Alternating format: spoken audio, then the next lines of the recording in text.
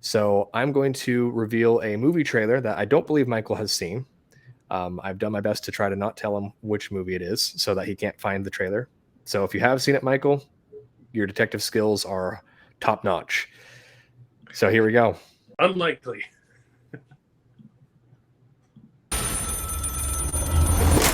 Hello? You should have accepted my offer, James.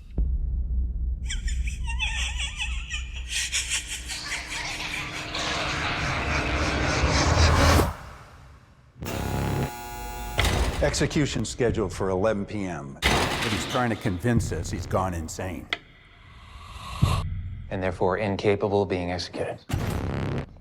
I need you to prove he's faking it. Edward? Let me ask you some questions. I'm not Edward. I'm a demon. Demons aren't really a thing. What happened to Edward? We own him. We? He's a master manipulator. You have your head so twisted around you think you're the killer, not him. Then give me something to make me believe you.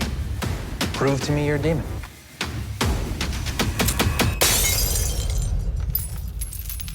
It's probably just a coincidence. I want to talk to The real Edward. Makes me do that. I can't stop him. I need you to see something. You got a fan. Did the same thing with all his victims. Help me! I'm trying to, Edward, but you have to answer my questions. You have to tell me the truth. It won't let me! It can go away. It can go away. Yes? No. It's starting to happen. Can you feel it, James? Can you feel it?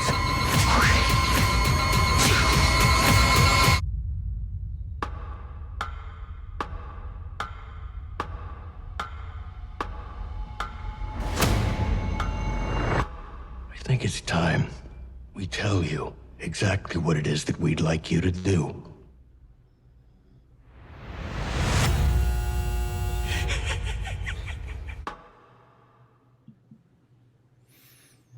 So, Michael, before you give us your detailed reaction, give me just a one-word reaction to what that trailer did to you. Creepy. Well put. My one word was Nolan, as in Christopher Nolan, because that movie trailer makes me feel like we're going back to a 2008 Dark Knight kind of vibe, and I'm here for it. Everything from the lighting to the coloring to the tone, and even the acting by Sean Flannery, I believe is his name, who plays Nefarious, and I'm stoked for that. So, Michael, go ahead and give me your more detailed reaction. I mean, I don't know, just like many trailers, there's a lot left unsaid. So I'm interested enough to watch the movie, but I don't think my wife would want to watch it. That's fair. It's a bit of a heavy tone. So, Anastasia, now that we've given our initial reactions to the trailer, can you please explain to the audience your affiliation with the film? Yeah, I mean, my dad wrote the book that inspired the movie, A Nefarious Plot, which came out a while ago. I've seen the movie 4 times, and funny enough, I have not seen that trailer. So, Dad, when you see this, and I remember you sending this to our family group chat, I did not watch it. So I'm sorry, Dad. Oh gosh, I was sitting there. I was like, this trailer is really cool, actually. I've actually seen the movie. I mean, it's the work done by Sean Patrick Flannery it's incredible. It's outstanding. It reminds me a lot of, and a lot of people have said this too, like Jack Nicholson in The Shining. When you really get into it, I mean, it's just I see that. Such an honest depiction. Like it's not your typical. You're seeing like them like croak their heads all the way back and they're like climbing on the walls and like you're like, what the world? You know, it's very real. It's a very real, and that's what makes it probably the scariest for me, at least. Yeah. Susie Q said that looks like a movie my husband would like. Then Hair Juicer also said that he's new, so welcome Hair Juicer 3000. We appreciate you being here. Now that obviously is an intense movie, and it's got an R rating, but I'm kind of aware of the heart behind the movie. But can you maybe explain that a little bit more to the audience, Anastasia? Yeah.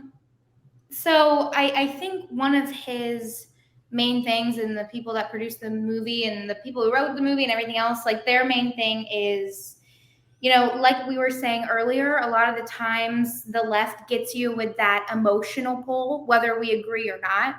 I mean, whether, you find yourself going to see a movie and they might have two gay dads, but you're like, oh, it's so sad because this is happening and I'm so into the movie that I just don't care and it's okay.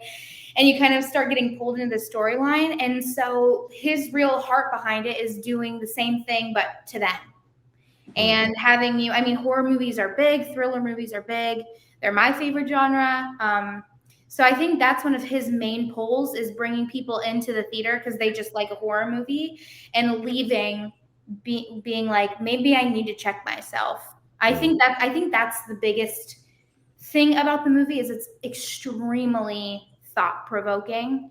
A lot of people have seen it. He's shown it to a lot of people.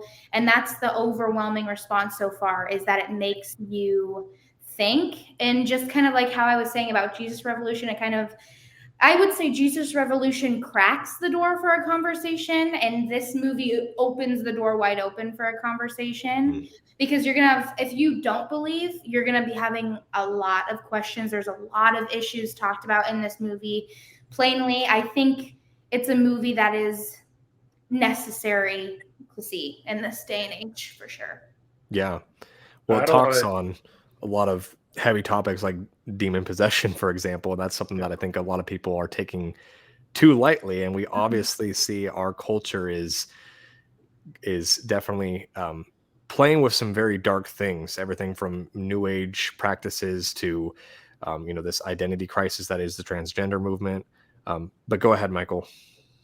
I was just going to ask, I mean, the trailer shows us the obvious implications of demon possession. It's really explicit about that. Is there, without giving away the film since it's just coming out, is there resolution that points to Jesus? Is that kind of the point behind this, or is it just more of a questioning spirituality as a whole? Yeah, I mean, I think he has said as well, there's no Christian cheese. Okay, you don't have the teacher at the end being like, I believe, and then it's like boom and everything changes. But it opens the door to the realization that by ourselves we can't handle this by ourselves, that we are not just this ultimate being that can handle everything. And I think always in this movie point to Jesus. I think it's interesting. I don't know if you guys have read the book at all. It's kind of based off of C.S. Lewis's Screw Tape Letters. So it's all from the viewpoint of a demon and him kind of unraveling how they're basically going to destroy America. And I think that's something that you see really take point in this movie, is like the demons and Satan and everybody, like they know the gospel, if not better than some of us do. And I think that's why you see a lot of all questions point to Jesus in this movie, for sure. Cool. Yeah. So Screw Tape Letters was kind of the inspiration. So you mentioned there's no Christian cheese, which is awesome, because something that I've said on the stream before is, a good way of using your craft to spread the gospel is not to if you're a shoemaker, not to make a shoe and put a little cross inside each shoe on the bottom of each shoe. It's instead to just make the absolute best shoe that you can possibly make. And what I think is really interesting is watching this movie. It's completely different than Jesus Revolution in terms of the tone and the style, but I can still see from this short glimpse that there is a much higher level of quality that is being sought after than, say, the God's Not Dead movies. And, like Michael said, we're not trying to bash on those movies for no reason. It's just, I do think that there are often times in these Christian movies you can tell when there's a lower budget. Yes. Yes. And I don't see that as much in the trailer. And I know that, this doesn't have a very big budget. I don't know if you're able to give us any more details on that. I don't know what the actual, budget and what the process of getting this film to actually be created looks like. But if you can give us more details on that, anything you can share would be awesome. Yeah, I think something that he has said a lot too is, God's hands were all over this movie. He said a lot of the times as well that a lot of people worked on the movie that you would have never even thought of or never even been able to. Or some people worked on this movie and were like, we just want to do this for you because this is a Christian movie. Obviously, I can't give you that list of names, but I think going back to the whole like quality and everything else, I mean, trailers are playing everywhere right now, and they're playing in just your everyday movies. I think a lot of the times when Christian movies play in movie theaters, maybe I'm wrong, but I usually see like this special glimpse, and then it's like for 2 days, it like looked like you're watching the trailer and you're like, this looks like some Christian movie. Okay, but Right. my husband and I, we went to see John Wick the other day. Not my choice. And the trailer for Nefarious was right before, and people were like, oh, that looks cool. And so I think that's also another thing is they're marketing it a little bit more into the mainstream, like your trailers, instead of like your special 2-day Christian cheese or something like that. So I think that's a big part of it as well. That's awesome. Now, it's only in theaters for 1 day, though. Is that right? I think so. Don't quote me on that though, because now I don't know. Because now you're the second person today that's told me that, and now I'm like, oh, is it? I don't know. I know it comes out April 14th is what the trailer just reiterated for us.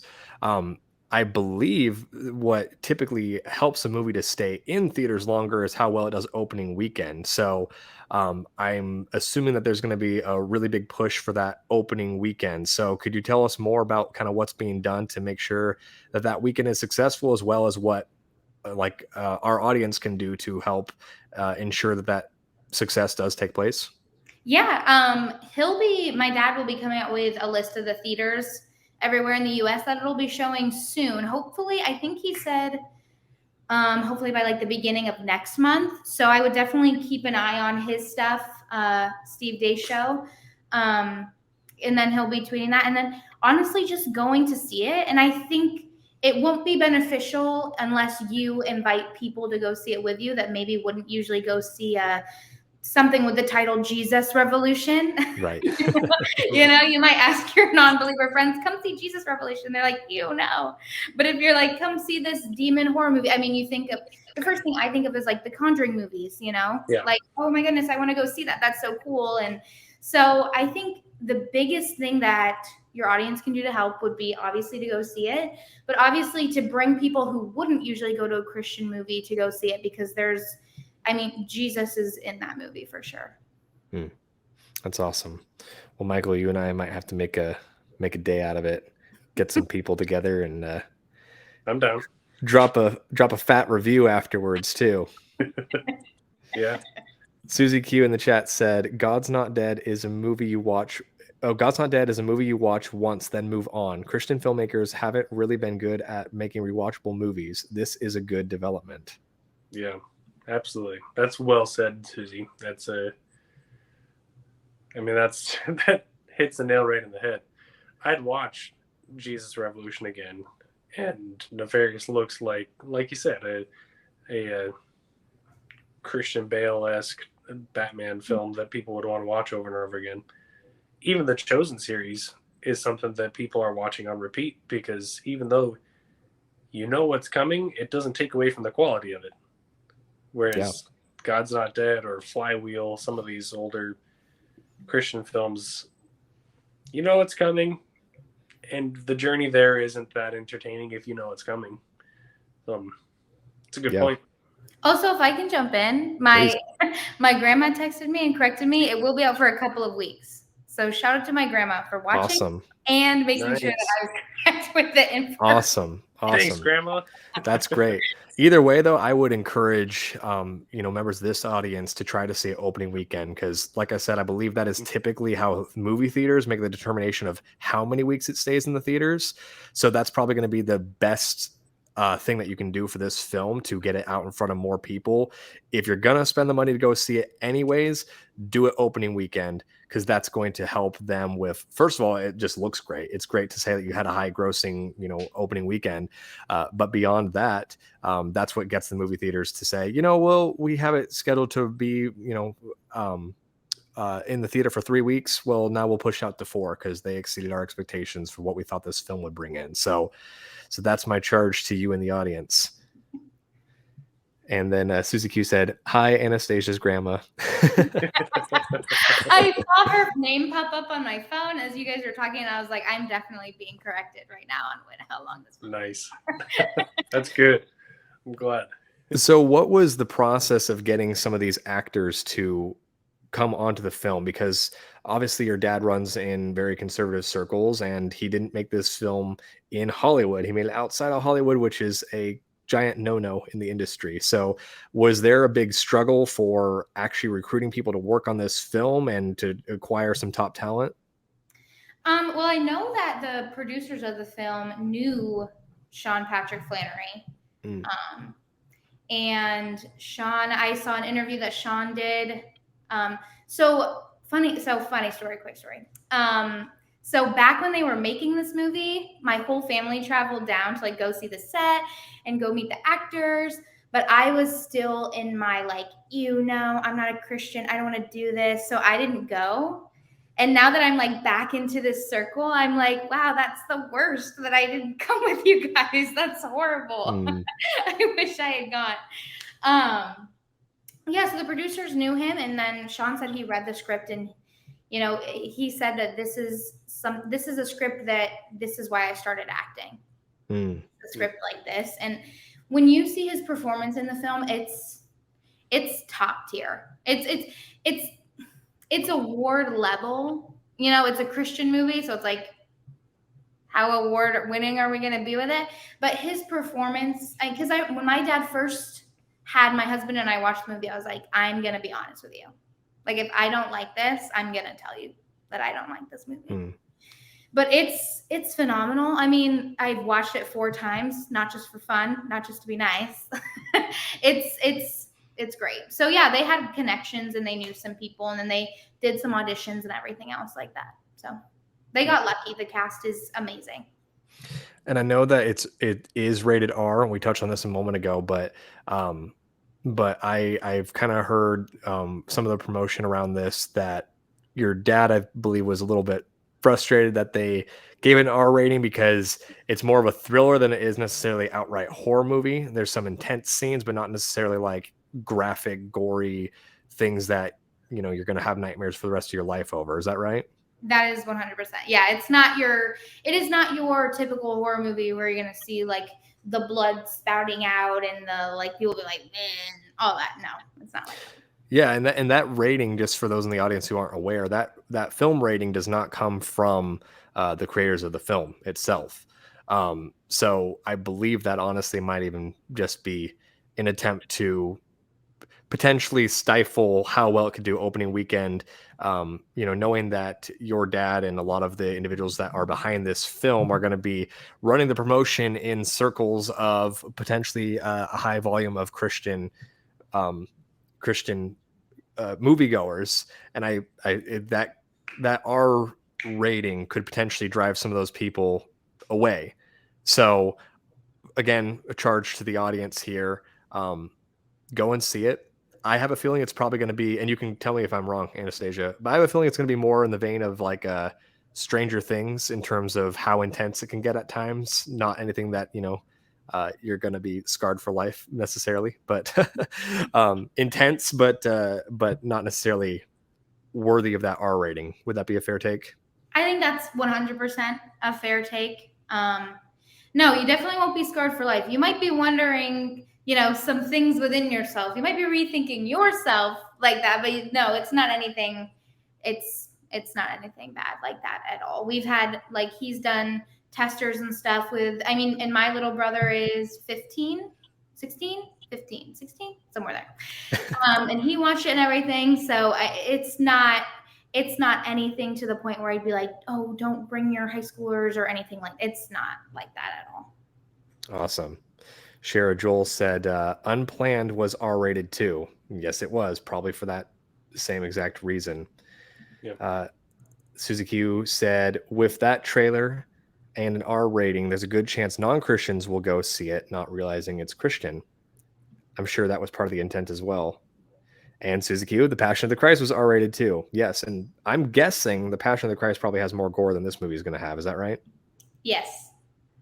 There's a lot of Christians that actually seek out R-rated films. It's just like the novelty behind the Deadpool films for Marvel fans. Everyone's like, wow, we have an R-rated Marvel film because that's what we want, because it's edgy and whatever. There are Christians that I know that in their mind, breaking out of the cookie cutter Christian cheese films means getting a little edgier, just like those R-rated films might be. Now, it's worth mentioning, perhaps, that it's not a vulgar, disgusting film, and that's not why it's an R-rated film. But it seems, even from the trailer, that it's a little bit raw, and it's a little bit uncomfortable. It's not a comfortable film, and a lot of Christian movies are comfortable films. Yeah, and that was the thought. I 100% agree with that. And I think that's one of the main purposes of the film, is to make non-believers and believers alike uncomfortable, because that's the stage of life that we're in. We're in a spiritual battle where you need to decide which side you are on, and that decision is uncomfortable within itself. Yeah. And that's what art is. I mean, art should challenge the way you think about things. And like we said about Jesus Revolution, this is a multimedia cultural art form. It's not a presentation of the gospel. It's art to cause you to maybe look at something differently. And if that could cause people to look at the gospel, that'd be great. And if it just makes people uncomfortable with their complacency, that's great too. Yeah. Yeah. Well, I'm really excited to see it. That actually comes out the weekend of my birthday. So my birthday's April 13th. So happy birthday to me. April 14th, I will be going and seeing the movie in theaters. And I already told my wife that's her birthday gift to me. We don't have a large budget. So I said, hey, just take me to see this movie. And there we go. Happy birthday to me. So, Nice. So you can thank everyone for me, Anastasia. I know that they did that for me. It's very obvious that was done just on my behalf, and I am. It has not gone unnoticed. So, thank you. I will pass that along just for you. Yeah, thank you. Suzy Q says good art. Go ahead. Oh, sorry. Good art, not a browning banana peel on the floor. Excellent. Or use tissue or a piece of cheese. Christian Contemporary cheese. art. Yeah. Christian cheese. Piece of Christian cheese on the floor. Yes, that's stinky cheese.